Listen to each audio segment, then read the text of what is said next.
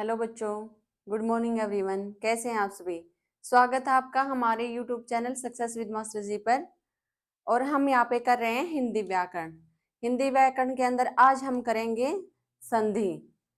संधि क्या है? हिंदी व्याकरण के अंदर सबसे मेन टॉपिक है और ये आने वाले सीईटी के लिए भी बहुत हेल्पफुल रहेगा और स्टेट के लिए भी हेल्पफुल रहेगा। अदर कोई भी एग्जाम हो सबके लिए ये टॉपिक इम्पोर्टेंट होता ही होता है। तो चलते हैं हम आज के टॉपिक की तरफ। देखते हैं संधि।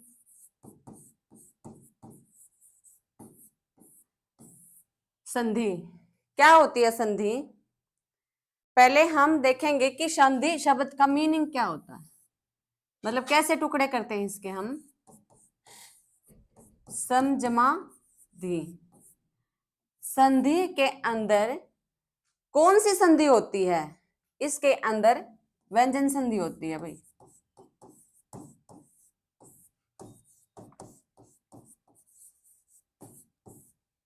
सम प्लस धी, ये क्या है? संस्कृत का शब्द है संधि।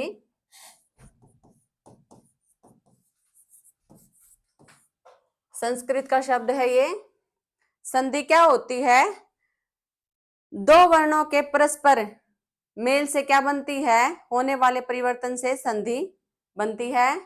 या फिर हम कहें दो निकटवर्ती वर्णों के मेल से होने वाले परिवर्तन को क्या कहते हैं? संधि कहते हैं। निकटवर्ती, देखो परिभाषा देखो पहले। दो निकटवर्ती वर्णों के मेल से होने वाले परिवर्तन को, परिवर्तन कहो या विकार कहो एक ही बात है, विकार को क्या कहते हैं? संधि कहते हैं भाई।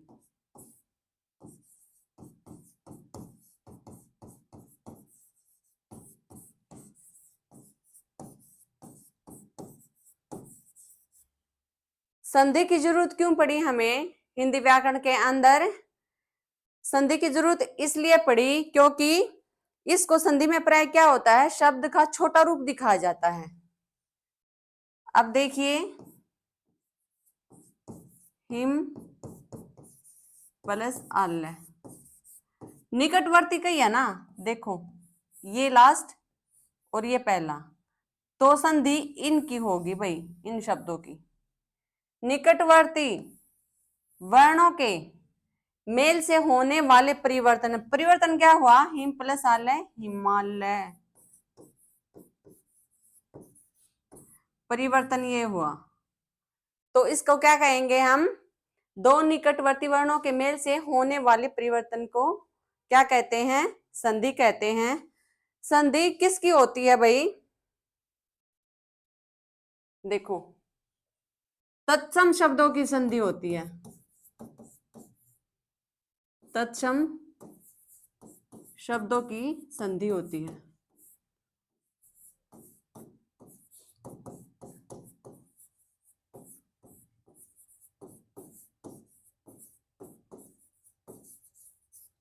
ठीक है। और जो ये तत्सम शब्द है ये अपना अस्तित्व बनाए हुए रखते हैं हर एक उपसर्ग के अंदर, प्रत्यय के अंदर, संधि के अंदर और समास के अंदर भी ये अपना अस्तित्व बनाए हुए रखते हैं। संधि क्या करती है? जो निरर्थक शब्द होते हैं, निरर्थक शब्दों को क्या बनाती है? सार्थक बनाती है।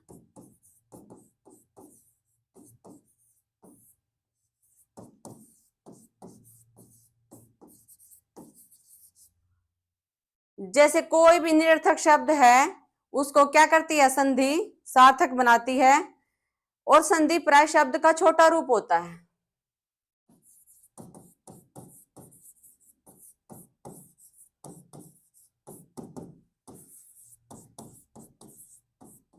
शब्द का छोटा रूप होता भाई संधि। अब मैंने बताया था ना उदाहरण देके, जैसे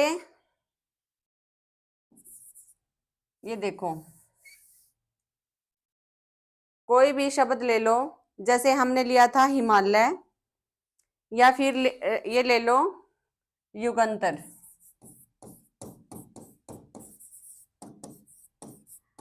तो इनको मिलाकर निकटवर्ती वर्ण हो गए ना, इनको मिलाकर क्या बनाइए, युगांतर। तो ये क्या हो गया, छोटा रूप हो गया। ठीक है, संधि प्राय क्या करती है, शब्द को छोटा दिखाती है। और ये संधि क्या है, संस्कृत का शब्द है। अब देखिए, देखते हैं भाई, संधि के अंदर क्या होता है, समास होता है, नहीं होता। संधि के अंदर है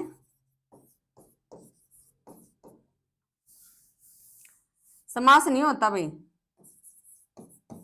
लेकिन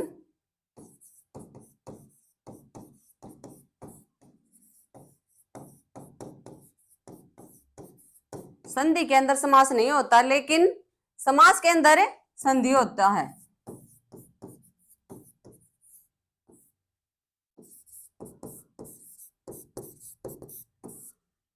समास के अंदर संधि हो सकती है।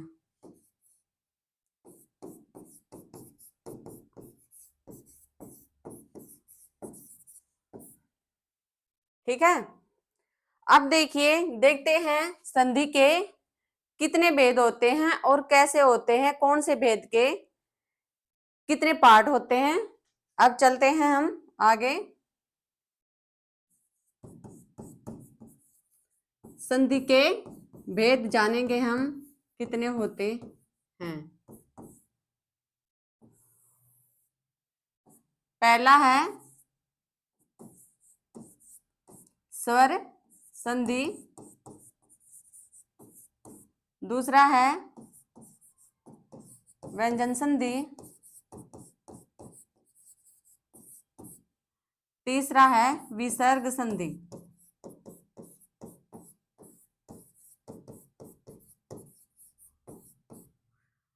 संधि के कितने भेद हैं, 3 भेद हैं। कौन कौन से हैं, पहला है स्वर संधि, दूसरा है व्यंजन संधि, तीसरा है विसर्ग संधि। स्वर संधि किसे कहते हैं, जब स्वरों का स्वरों के साथ मेल किया जाए।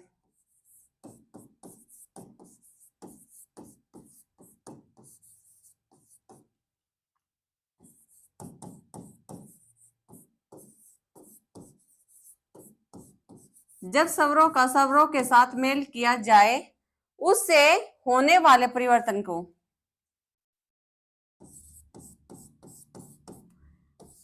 और उससे जो परिवर्तन होता है,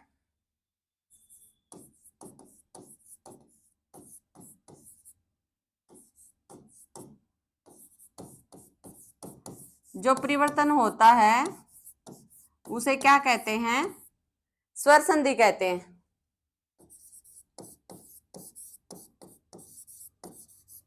ठीक है, जैसे हमने देखा अभी एग्जाम्पल लिया था युगांतर, युग प्लस अंतर। तो यहाँ ग में क्या है, जब संधि विच्छेद करेंगे हम, संधि विच्छेद करना भी मैं बताऊंगी आपको। ग के अंदर क्या है, ए, और एक ये ए प्लस ए मिला तो क्या बन गया, ये बन गया आ। तो किसकी, स्वरों का जब स्वरों के साथ मेल होता है, स्वरों का स्वरों के साथ मेल किया जाए, और उससे जो परिवर्तन होता है, जो विकार उत्पन्न होता है, वो क्या कहलाती है, स्वर संधि कहलाती है। देखो भाई, मेरी राइटिंग ऐसी है थोड़ी सी, ठीक है, तो राइटिंग पे मत जाना, समझने का प्रयास कीजिए। व्यंजन संधि, अब व्यंजन संधि में क्या होता है,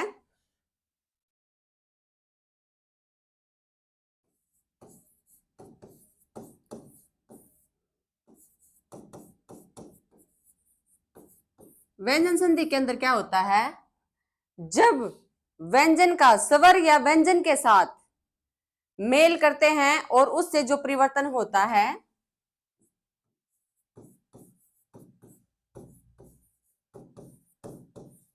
जब व्यंजन का स्वर या व्यंजन के साथ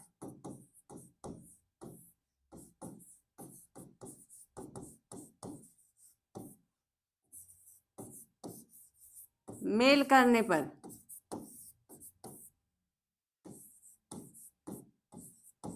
जो विकार उत्पन्न होता है,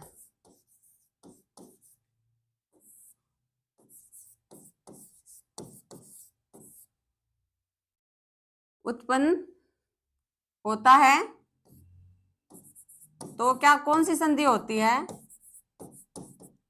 व्यंजन संधि होती है भाई वो।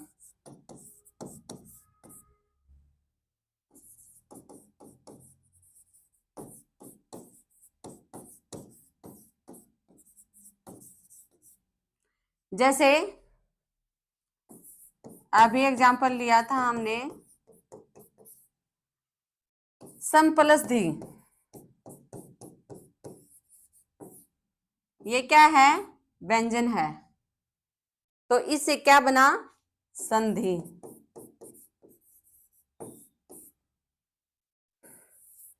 जब हम व्यंजन का स्वर या व्यंजन के साथ मेल करने पर जो विकार उत्पन्न होता है वो क्या होती है, व्यंजन संधि होती है। व्यंजन संधि के कई उदाहरण हैं, वो हम आगे देखेंगे जब हम व्यंजन की डिटेल करवाएंगे। अब देखते हैं विसर्ग क्या होता है। विसर्ग संधि किसे कहते हैं,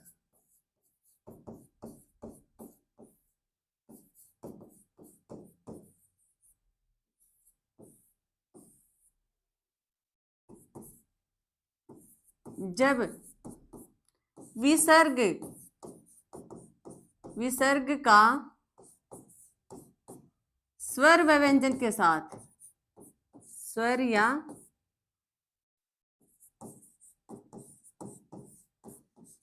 व्यंजन के साथ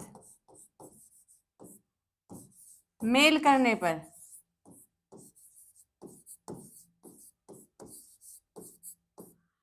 जब विसर्ग का स्वर या व्यंजन के साथ मेल करने पर जो विकार उत्पन्न होता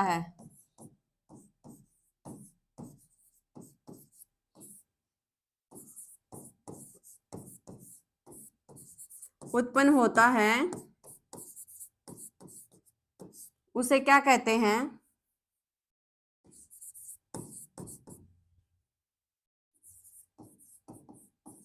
उसे विसर्ग संधि कहते हैं।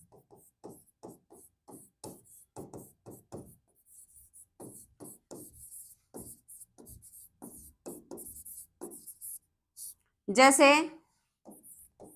नमः प्लस ते, क्या बन गया, नमस्ते। ऐसे तो हमने देखा भाई संधि क्या होती है और संधि के कितने भेद होते हैं। संधि होती है दो निकटवर्ती वर्णों के मेल से जो विकार उत्पन्न होता है उसे क्या कहते हैं, संधि कहते हैं। और इसके क्या होती है, संधि निरर्थक शब्दों को सार्थक बनाती है। और संधि में समास नहीं होता, लेकिन समास के अंदर संधि हो सकती है। संधि क्या है, तत्सम शब्दों की संधि की जाती है। और संधि के अंदर क्या होता है, संस्कृत के शब्द होते हैं। और संधि खुद में क्या है, एक संस्कृत शब्द है जो संधि के अंदर क्या है, व्यंजन संधि है। ये हैं तीन। अब देखते हैं जो स्वर संधि है हमारी, उसको देखते हैं हम स्वर संधि को।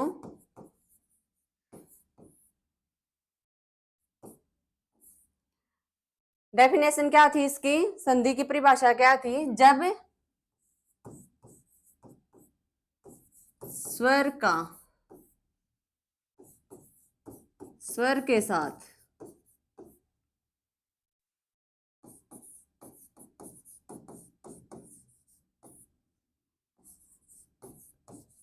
मेल करने पर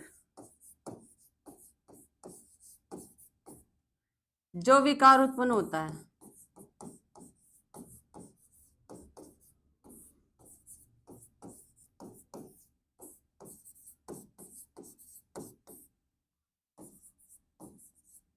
उसे क्या कहते हैं? स्वर संधि कहते हैं।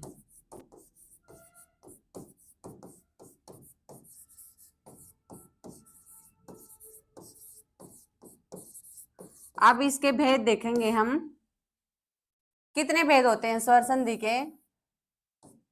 5 भेद होते हैं भाई स्वर संधि के। ठीक है, 5 भेद देखेंगे भाई। कौन कौन से भेद होते हैं स्वर संधि के? पहला होता है दीर्घ,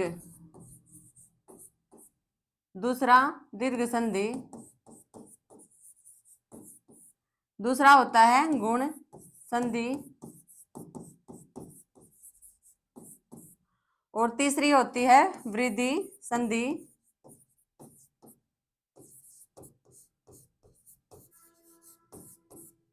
फिर होता है यण संधि,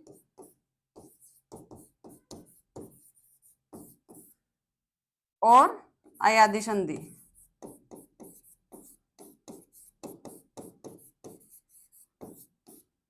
ये हमारे स्वर संधि के 5 भेद हैं। पहला है दीर्घ संधि, दूसरा है गुण संधि, तीसरा है वृद्धि संधि, और चौथा है यण संधि, और पांचवा है अयादि संधि। ये सारे किसके भेद हैं? स्वर संधि के भेद हैं। अब देखिए दीर्घ संधि क्या होती है, उसे देखेंगे हम।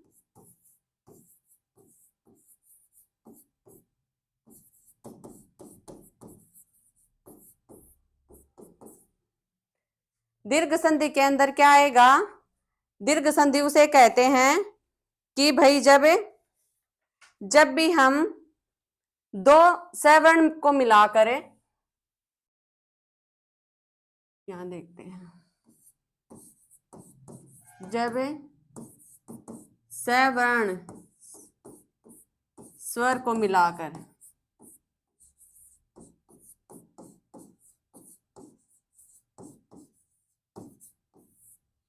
जैसे सवर्ण स्वर कौन से हो गए?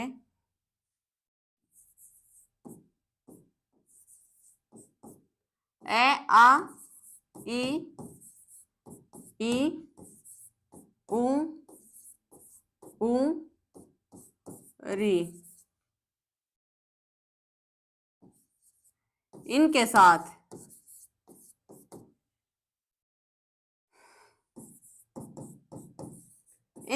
क्या आएंगे? यही सवर्ण आएंगे इनके साथ। जैसे ए का आ के साथ, ए के साथ, इनके साथ इन्हीं का सवर्ण स्वर आए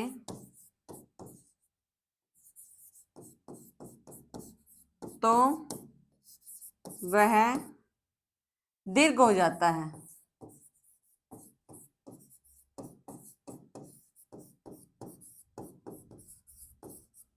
यानी क्या बन जाएगा? आ, ई, उ,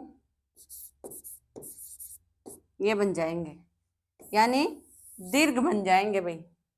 जब सवर्ण स्वर को मिलाकर ए, आ, ई, ये अर्थात री, इनके साथ इन्हीं का सवर्ण स्वर आए तो वह दीर्घ हो जाता है। जैसे आ, ई, उ, री, ये क्या हो जाएंगे? दीर्घ बन जाएंगे भाई इनके मिलाप से। देखिए कैसे? जब ए का हम ए के साथ मिलाएंगे तो आ बनेगा, फिर ए का हम आ के साथ मिलाएंगे तो आ बनेगा, फिर आ के साथ हम अगर ए मिलाएंगे बाद में तो भी आ ही बनेगा, और आ के साथ हम आ मिलाएंगे तो आ ही बनेगा।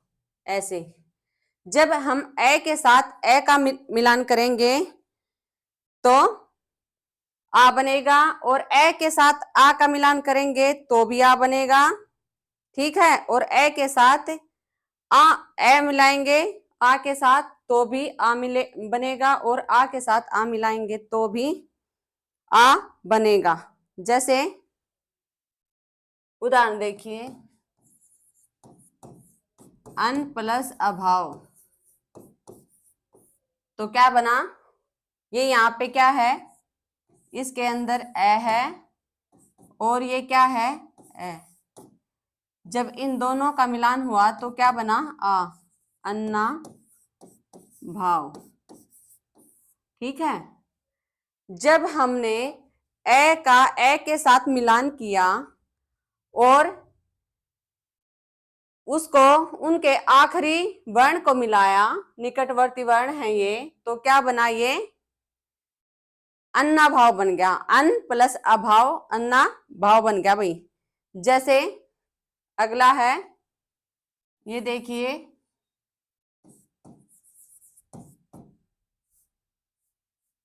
इसका उदाहरण देखिए भाई, ए प्लस आ का कोई उदाहरण देखिए, शिव प्लस आल्य,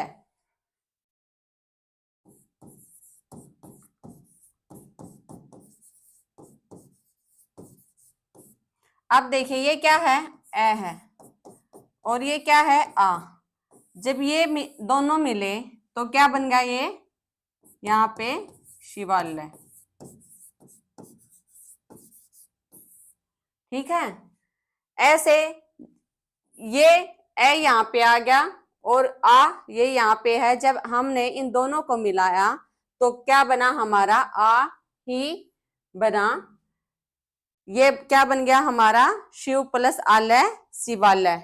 अब अगला देखिए, आ प्लस ए का उदाहरण देखिए, विद्या प्लस अर्थी। देखो ये यहाँ पे क्या है, द के अंदर आ है और प्लस ए है, ये वाला। जब इन दोनों का मेल हुआ तो क्या बना, आ। तो क्या बन गया यहाँ पे, विद्यार्थी। शब्द क्या बना हमारा यहाँ पे, आ ही बना। चौथा देखिए, आ प्लस आ का मेल किया जब हमने तो क्या बना यहाँ पे, जब इन दोनों का मेल,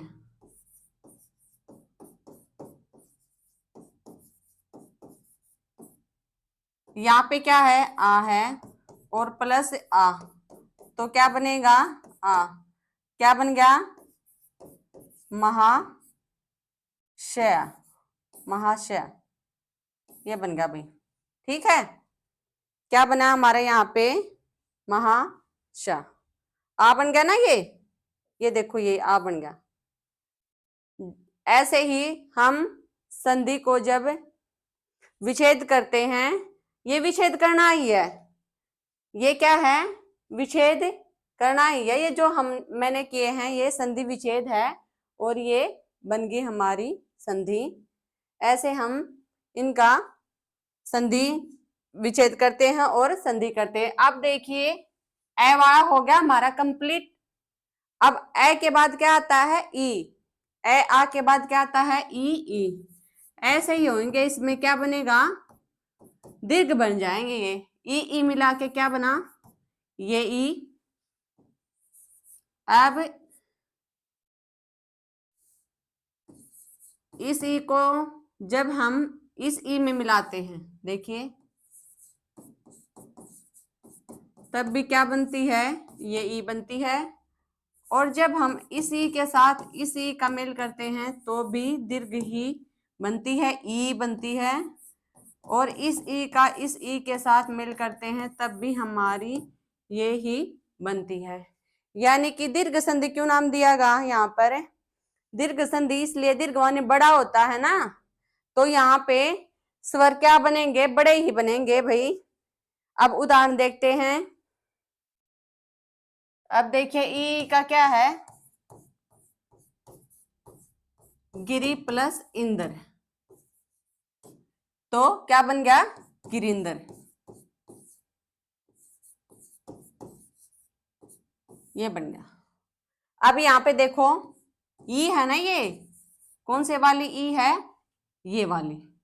इसकी क्या कौन सी मात्रा होती है, ये वाली, और इसकी क्या होती है, ये वाली।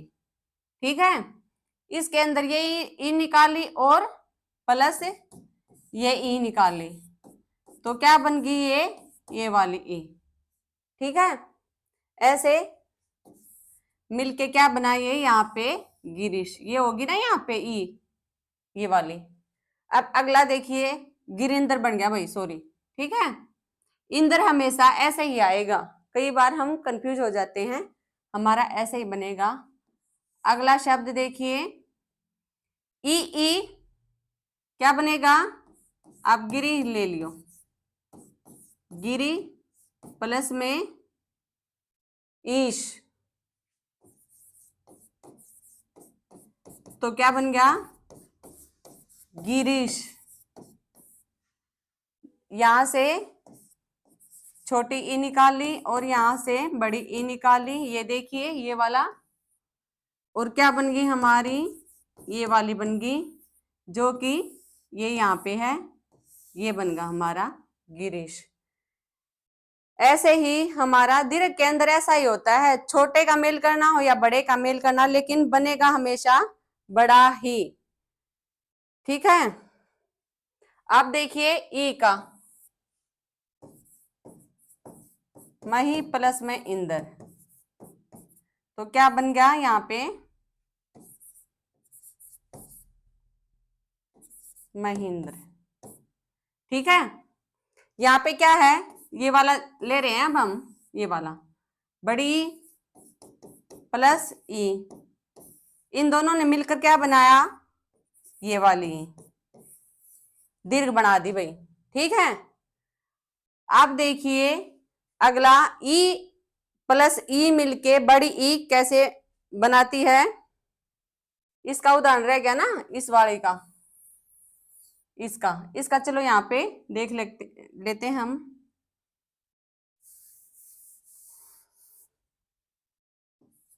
यहाँ पे क्या है, पृथ्वी प्लस में ईश, यहाँ पे ये हो गया बड़ी ई प्लस ये भी बड़ी ई, मिलके क्या बनाया, ये ई, तो क्या हो गया, पृथ्वीश। शब्द हमारा बना पृथ्वी, ये बन गया पृथ्वीश। ये क्या बना, ये वाली ये बन गई। तो दीर्घ संधि का यही मतलब मैंने बार बार बोला है कि चाहे छोटी ई हो, छोटी का छोटी के साथ मिलन हो, या छोटी का बड़ी के साथ मिलन हो, या बड़ी का बड़ी के साथ मिलन हो, तो बनेगा हमेशा दीर्घ ही बनेगी ये वाली।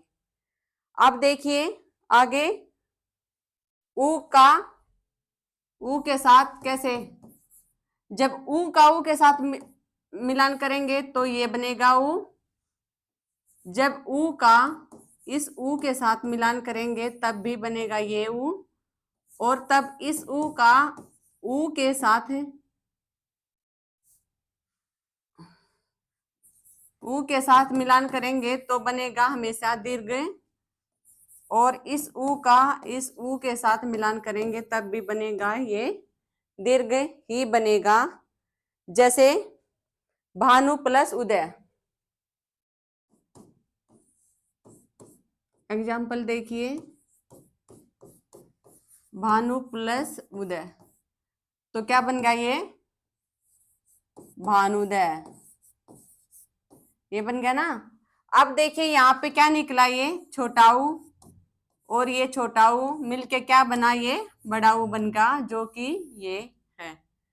ऐसे ही देखेंगे हम, ऊ का ऊ के साथ मिलाने पर क्या बनता है, स्वयं, क्या होता है, स्वयं, स्वयं बुदय, तो क्या बनेगा, एग्जाम्पल देखते हैं हम, स्वयं प्लस उदय।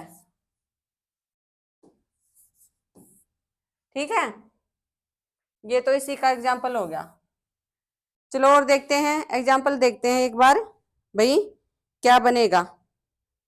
बहु ऊर्जा देखिए, इसका एग्जाम्पल देखिए, बहु प्लस ऊर्जा, तो क्या बन गया, बहुऊर्जा। ये बड़ा बन गया ना। देखो ये यहाँ पे क्या है, छोटा आ रहा है, यहाँ पे क्या है, बड़े वाला। जब दोनों मिले, निकटवर्ती स्वर मिले ना यहाँ पे, तो दोनों मिले तो क्या बन गया, ये यहाँ पे ये बड़े वाला वो बन गया भाई, ये वाला दीर्घ बन गया ये। ठीक है। अब अगला देखिए, उ प्लस उ क्या बनाता है यहाँ पे, उ प्लस उ क्या बनाता है यहाँ पे, एग्जाम्पल देखिए, भू प्लस ऊपरी, तो क्या बन गया, भूपरी। ये शब्द बन गया।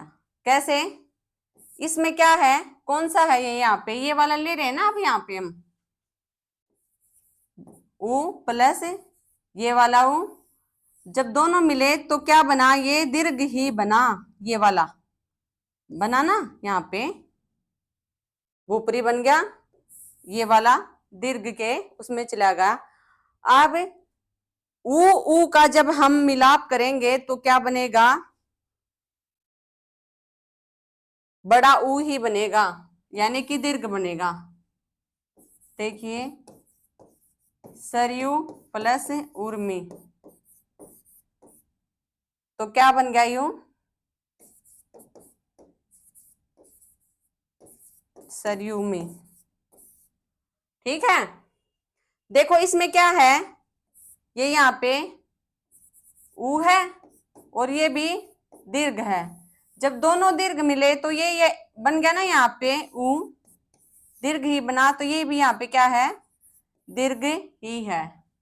तो ऐसे क्या बनी है, हमारी दीर्घ संधि बनी है भाई। ठीक है। तो आज का टॉपिक हम यहीं तक रखेंगे, कल फिर हाजिर होंगे ऐसी वीडियो के साथ। तब तक बने रहे हमारे साथ, हमारे YouTube channel success with master ji पर। धन्यवाद।